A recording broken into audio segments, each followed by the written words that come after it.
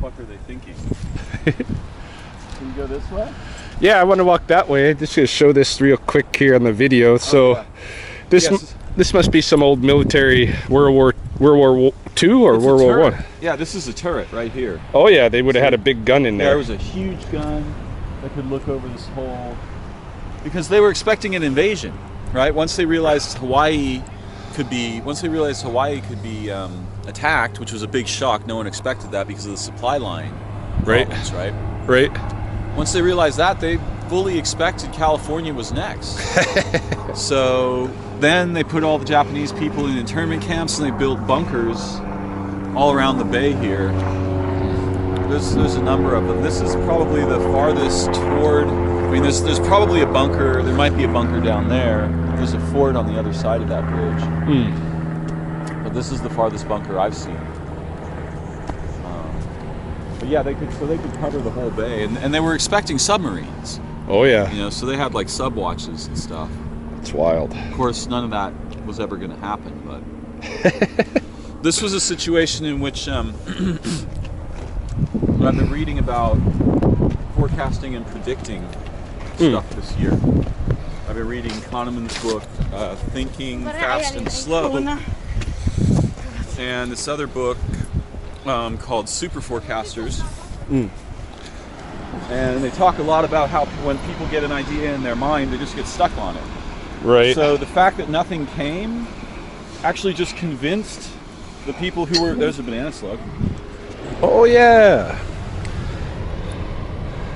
That actually just convinced the people who were expecting the attack that it was more likely. And the longer it didn't happen, the more sure they were it was coming.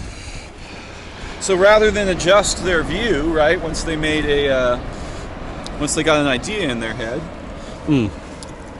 they just, doubled down, tripled down, quadrupled down. Hold on, we're missing our moose hair mustache. We might have lost it on the top here. Yeah. Okay. But yeah, keep on.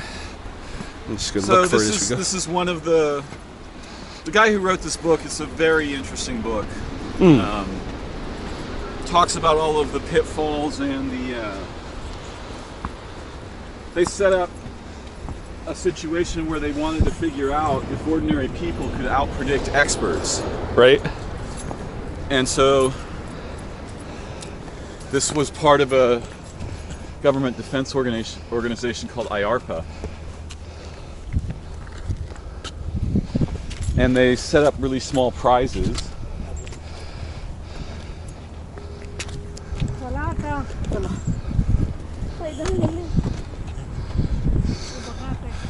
Let's see. I think I took the camera out somewhere in here. I might have permanently lost my moose hair mustache. It's okay. We can get more moose hair. San Francisco took an offering. So they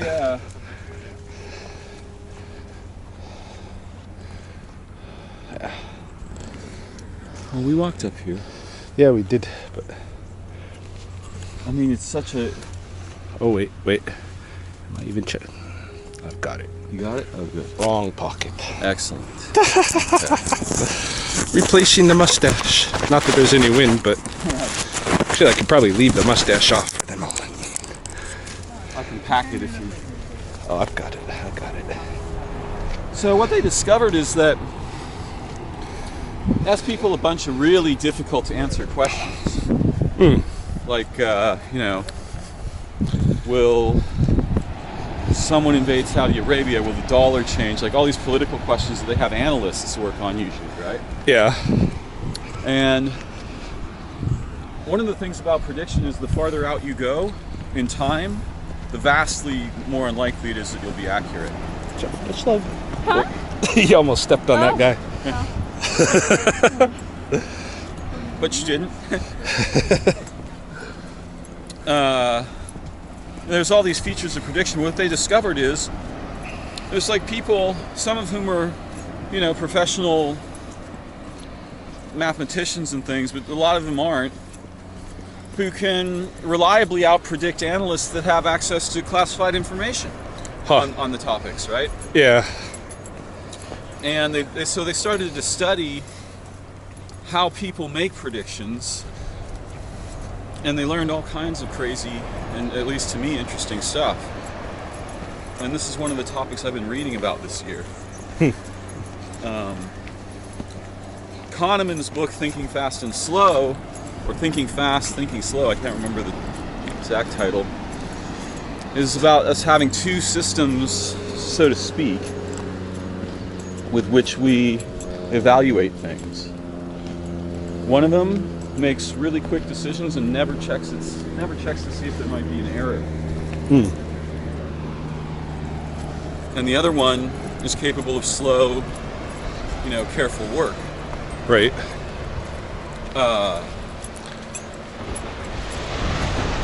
You mean some people rush to a decision and some people think it out? Well, it's not so much some scientists. people. They figured some shit out. It's not so much some people. It kind of depends on the question. Yeah, right. Well, actually, so the way they actually did figure out some really astonishing stuff. And they did it partly by studying people's pupils. Oh, yeah. Because they realized that when people are making System 1 decisions, it's extremely not metabolically expensive. But to engage System 2 is metabolically expensive, so there's some pressure to not do that, right? Right. And there's certain kinds of questions you can ask people that'll demonstrate this. So, for example, if a bat and a ball together costs $1.10, and the bat costs $1 more than the ball, how much does the ball cost? 10 cents. There's System 1. Perfect example, right? So it cannot cost 10 cents. It System could. 1, well, not if the math is correct. Oh, I thought you said it was. I did. Yeah. Yeah, do the math. You're going to find out that's not the answer. $1.10 minus $1 is not 10 cents. It's not $1.10 minus $1. Oh, all right. So a bat and a ball together costs $1.10. Right. The bat costs $1 more than the ball. How much does the ball cost? Oh, okay. But System All right. 1 So is yeah, good. you're right. Yeah, you're right. It's got to be a little bit.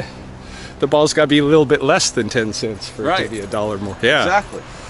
But System 1 knows what to do, right? Right. Hops in there, like offloads the whole problem, gets rid of the cost metabolically, Yeah. and just spits out an answer. And 80%, or well, actually probably 68% of MIT grads, people with math degrees, and they get this answer wrong, Yeah. right? Yeah. It's easy to get wrong. It's a tricky question. I remember when we first came, I remember the first time I came across that bridge, I had a feeling of dread. Oh yeah. Oh yeah. I was so excited because we were going to see a dinosaur skeleton at the museum, and I was like 5. I have a picture of that day on my desk. A picture of a day, that's an amazing thing to happen. If you could take a picture of a day, that would be quite something. I was just telling Darin we used to draw these kind of bunkers in the hillsides, these World War II type bunkers when I was a kid in grade school, and he had the same experience, all the boys, hey? Oh yeah, we used to fill all the edges of our work papers with war cartoons. Yeah. Right? Airplanes dropping bombs, Yeah. gun emplacements, battleships, Yeah. aircraft carriers. And we would make noises when we were dropping them. Right? It was like when we were drawing them, it was like we were animating in our minds. Yeah. We would animate them with sound while we were drawing. This kind of thing, right? Yeah. Yeah, no, it's cool to... Although, I guess if you want to have military right on the coastline, you better have some strong bunkers. Yep. Because those ships are This isn't for residents to go no. run to. They'll run to the place that right along the coast they're going to bomb. No. No, they're the military. This is like they're expecting, 15, 25-inch shells incoming from battleships and stuff, right? Right. So, and they're gonna try to take out the battleships from a static position. That's much more difficult. The battleships are in better they've got a better situation because they can maneuver, Yeah. right? Whereas those bunker emplacements can't maneuver. Yeah, You they get just a couple sitting triangulations still. on that, you Yeah. can take that bunker out, Right. pretty much. Right.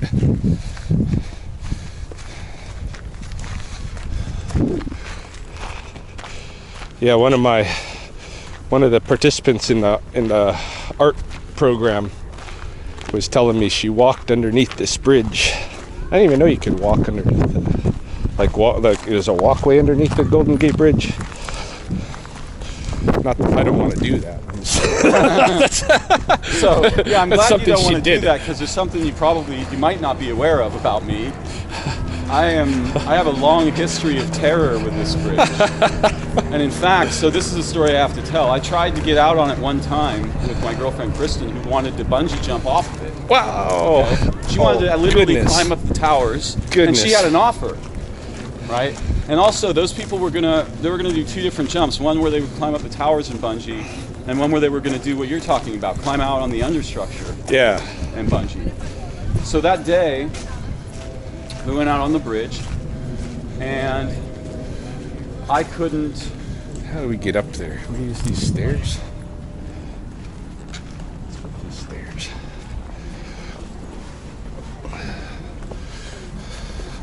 So I couldn't make it happen, right? When I get out there, yeah, these aren't blackberries. What's that? I don't think these are blackberries. These? Yeah, I'd be surprised. I bet they are. Well, this isn't blackberry. That has no thorns, though. Yeah, it's different plant. That actually, I don't know what that is. You want to get up here? Yeah, look. Take a look.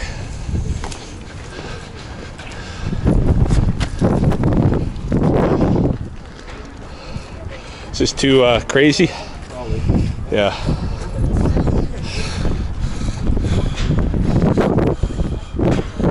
So, this is quite a story. Oh, we're getting first peek at Alcatraz over there. Yeah.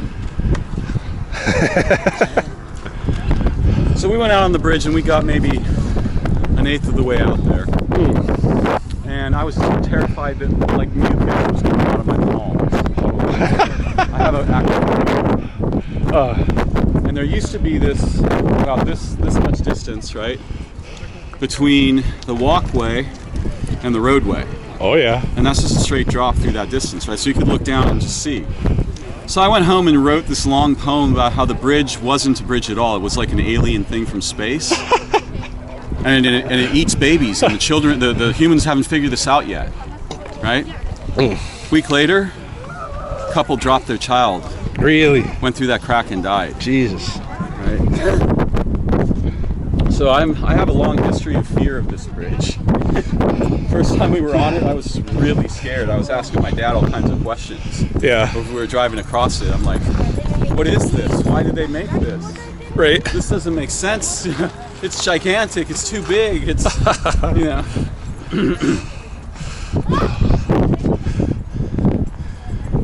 Yeah, let's go that way. Yeah, sure. I mean, this is all the Presidio here. Oh yeah. This is Chrissy Field. Yeah, that's what they call this. Is this part of the Presidio? It looks military down there. Yeah, well, it's Fort Point. So, it's like a central. First of all, there's military barracks all around here. But one of the central emplacements is a fort down there on the lower, on this side of the bridge.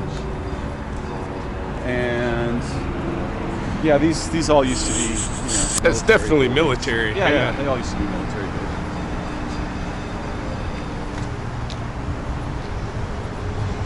Last time I was here was for a funeral. There's Alcatraz. I don't know if we're gonna get any closer. It's pretty far out there. Yeah, we can jump in the water. Well, Nick Diaz can swim out there. He's done that. I mean, there's some sharks and stuff, but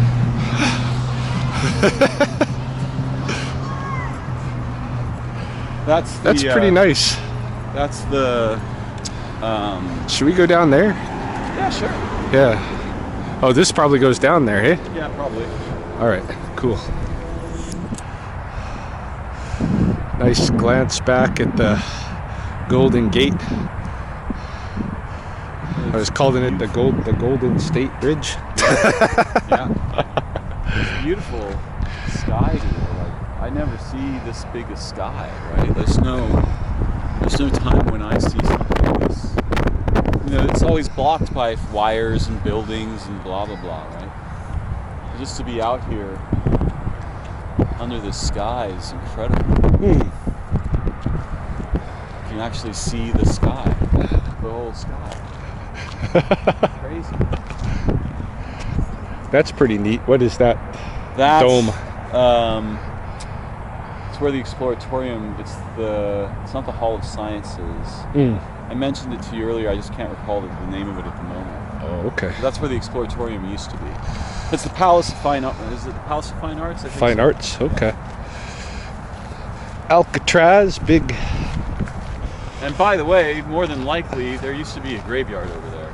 Oh yeah. And there's one, as I was mentioning, they moved all the graves out of San Francisco after World War II because the land was too expensive, and there's a whole controversial story about that. But there's a couple of places left. One in the Presidio, which is a military graveyard that they left untouched. And there's a place over in that direction called the Columbarium, which is one of the last graveyards to be moved. And they have a large circular building filled with, urns and niches and stuff. But yeah, I learned a bit of funerary history when I first came here because I was working for a company that both made, well, a lot of people don't know this, some do, but the funeral industry in the United States is essentially an organized crime industry. Right. It's primarily owned by one company, and the average profit on goods and services in the funeral industry is 2,000 to 5,000%. Jesus Christ. So they really know how to take advantage of the fact that people feel guilty and Yeah, well, it's all those like, divorce lawyers, funeral guys. yeah, Those fuckers. yeah. Right. You go in there. We actually went, to different funeral homes to see what people went through Yeah. when they were, being shriven of their wealth. Yeah. And so we ended up getting some suppliers who would sell us the same coffins wholesale. So you could buy coffins from us for like $2,000 that would cost you $18,000 2 blocks away. Jeez. Right? Yeah. And then we also had coffins and urns made by artists. And one of the ladies in that business got laws changed in California so that people could care for their own dead. And there's a number of sort of activist champions around this cause. And it's progressed very dramatically since then, because that was like the early 90s. But yeah, I know a little bit about funeral history around here. From that adventure, which was my first adventure in the city. That's what brought me here originally.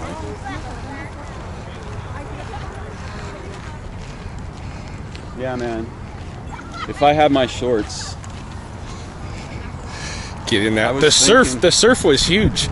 The fishermen were telling me the waves are never that big. Huh? The surf was really big today. wow. And there was surfers. Yeah, it's very uncommon. I get near a big body of water and I don't get in it. I'm feeling that. Want to go walk over there? I'm feeling that urge. Well, I can't figure out how I could make that work today. Yeah, you're not getting in the water today. I would have if I had the chance to plan, bring a towel, and Well, I there's thought a- about trying There's a to place called Sports Basement right there that probably Yeah. has shorts, Yeah, but you have to really want to go in there first. I really want to go. I'm seriously want to go in there. Like, I almost want to go in there badly enough to just take off all my clothes and do it. Yeah. But there's so many people here. It would be a little bit.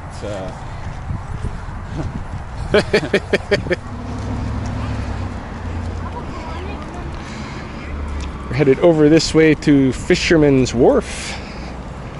I'm just curious, because the other time I was in San Francisco, there was a ton of sea lions on the wharf. So we're gonna go check them out if they're around. It's a good sunny day. I mean, if they happen to be around, they'll be sunning themselves because they like they need that metabolic assistance, right? Yeah. That warmth helps them digest food and move their metabolism.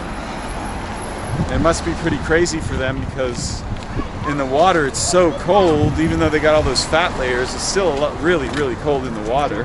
Not freezing, but compared to lying on a sunny dock, Right. it's a whole other world.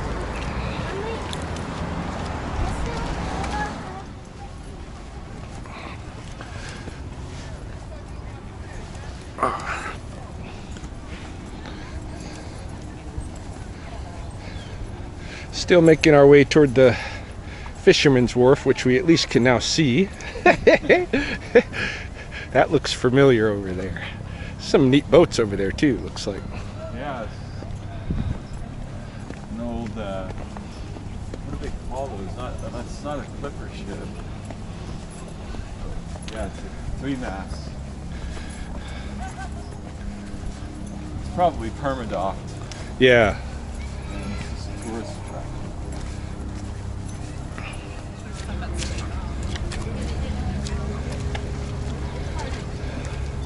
Let's see if these guys, what they're finding.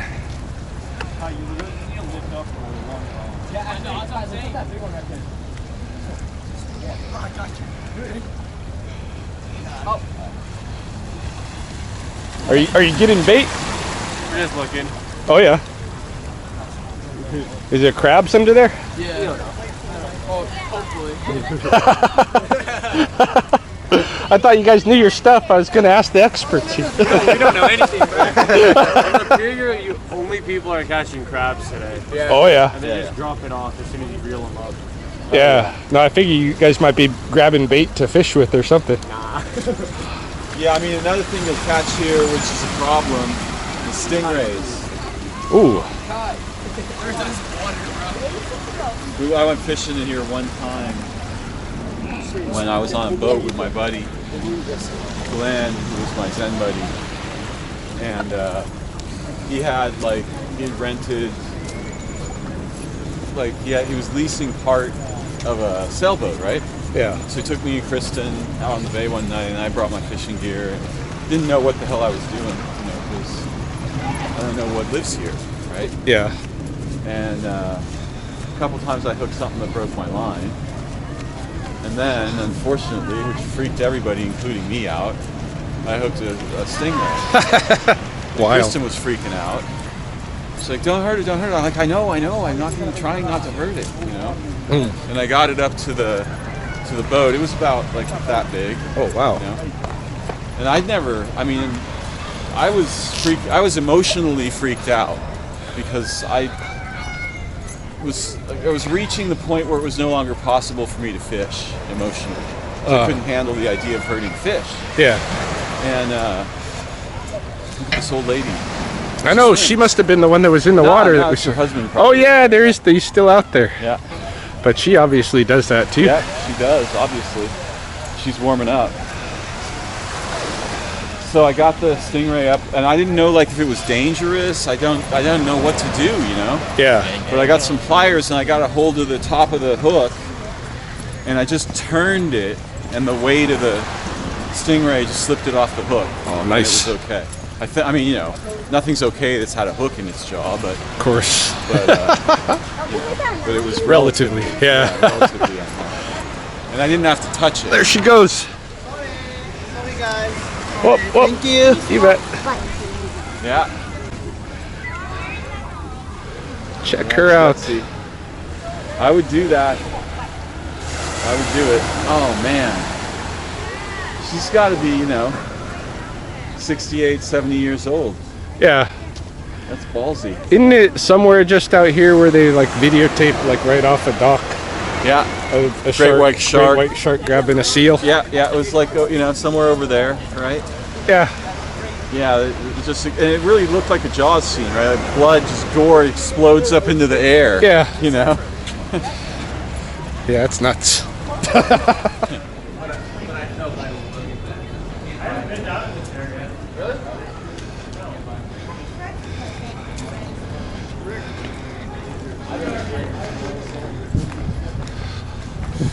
Yeah, now this is, we've been touristy areas most of the day, but this is the super touristy. Yeah, this is the E plus ultra of tourism at Fisherman's Wharf in San Francisco. Which is kind of weird because, everybody comes here pretty much, with some few exceptions I don't know about, this is like the worst food you could get in the city. There might be some exceptions, right? There could be like some seafood. I'm not big on seafood, so there might be some seafood places that have pretty fresh stuff, but yeah, I don't mind fish. Yeah, I don't want fish either. But last time Mahoney and I went out this way, we went to the Bubba Gump Shrimp Company to eat. That was the first time I ever saw one of those. Then they cropped up in all the cities. I don't even know. All the big cities. Yeah. It's just like a hard rock cafe. Oh yeah, I follow. It's basically like props from the Forrest Gump movie, and then food with. Oh, props from the Gump movie. Yeah. And then they got food, with Forrest Gump themes and stuff. Bubba Gump Shrimp. Okay. Yeah. I mean, I'm not that. I don't know much about Forrest Gump either, so I know it's a movie. I probably saw it.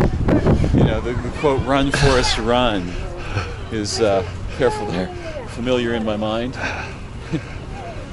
I guess this is where you get on to go to Alcatraz. Pretty sure. Oh, is it? I'm not positive. I think it looks like they're charging just to go on the ships. Really? I think it's required to board historic vessels. Okay.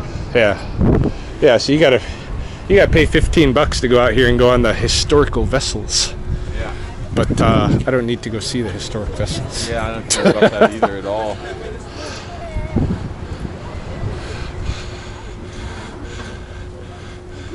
And really, the idea was, the hope of sea lions. Yeah, we were looking for sea lions. This guy in the... But I think we've seen them off of the Fisherman's Wharf when we were here.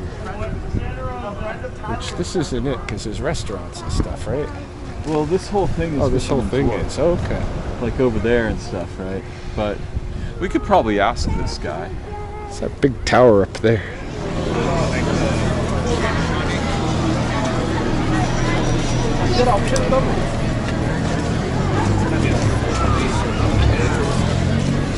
Okay, this place up here.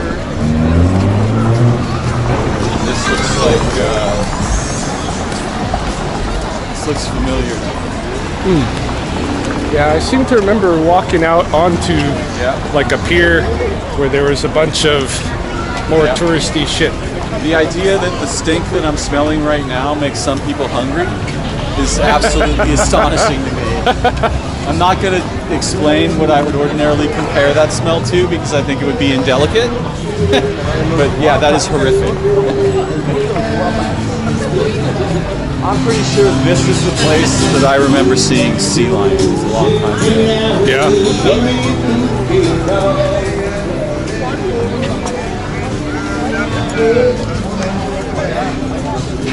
These must be tourist boats here. Golden Gate Bridge, Alcatraz, and the waterfront. $15 to tour the bay. Now boarding. Last tour of the day. Last sunset today. Last one. Times are going like fast 10 grand.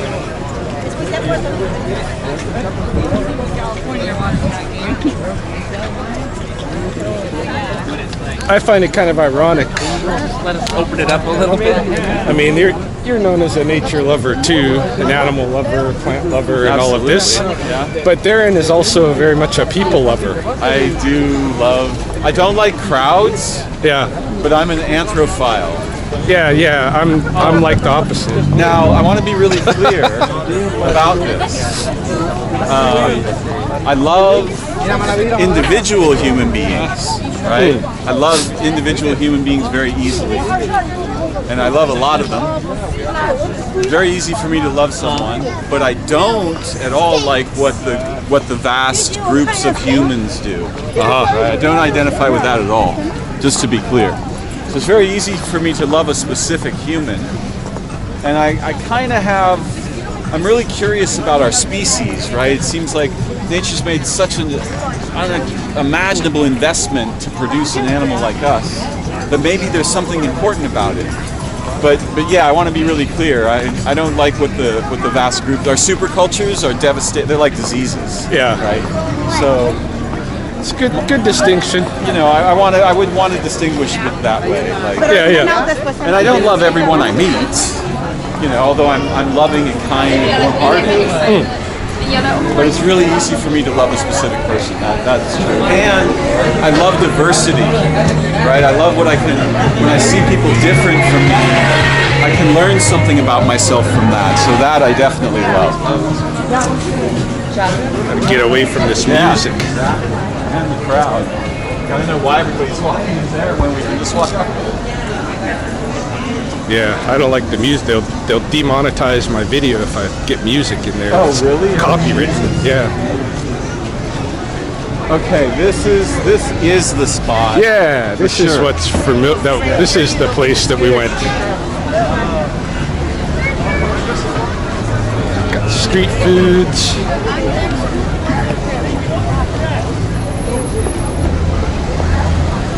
And you know, also, I'm certainly capable of not liking people. And I'm Individual people, all right? Yep, individual people too.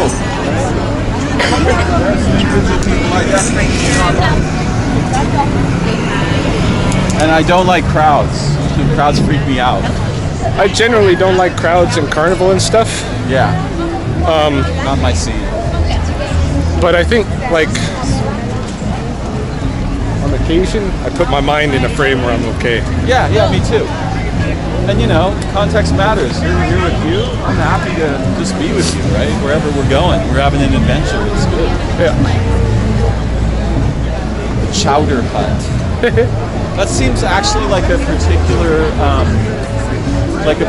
place in hell, right? When you die and you've been really bad, you go to the Chowder Hut.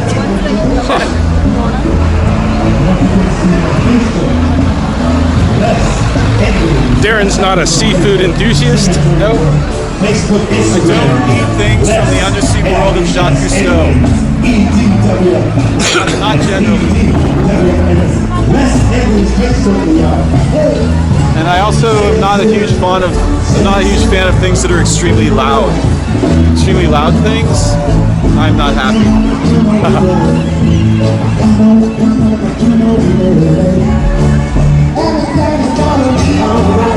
My God, crowd. What was that? Failing to smile a smiling zone and you looking very sexy. And that's your partner or your bodyguard? That's my bodyguard. Bodyguard? Yeah, I'm a trained Are you assassin. having the party hard here in San Francisco? Okay, right on. I got warned. When No did more you find a smiling. good-looking sexy guy in San Francisco? I found him on the net.